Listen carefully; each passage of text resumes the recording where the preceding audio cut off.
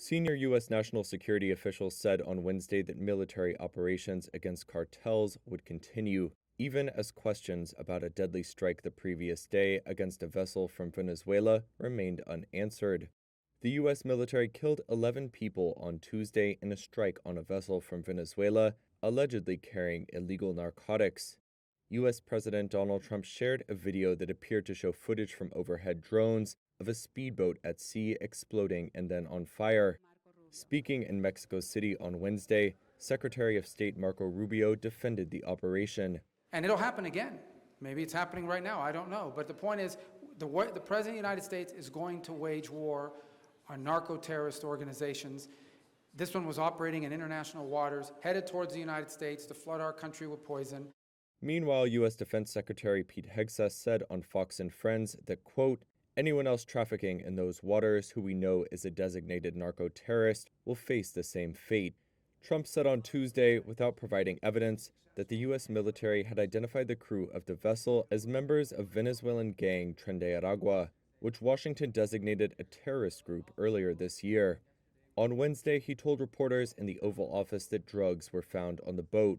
On the boat, you had massive amounts of drugs. We have tapes of them speaking. It was massive amounts of drugs coming into our country to kill a lot of people. The Pentagon has not released specifics about the crew, nor why it chose to kill those on board. The U.S. has deployed warships in the southern Caribbean in recent weeks with the aim of following through on a pledge by Trump to crack down on drug cartels. Venezuelan officials have said the Caribbean buildup is meant to justify an intervention against them, with President Nicolas Maduro accusing Trump of seeking regime change. They say Tren de Aragua is no longer active there after being dismantled during a prison raid in 2023, and suggested that the video shared by Trump was created with artificial intelligence. Initial checks on the video by Reuters did not show evidence of manipulation. Presidents of both major U.S. parties have, in the past, asserted the authority to use the military for limited strikes when there is a threat to the United States.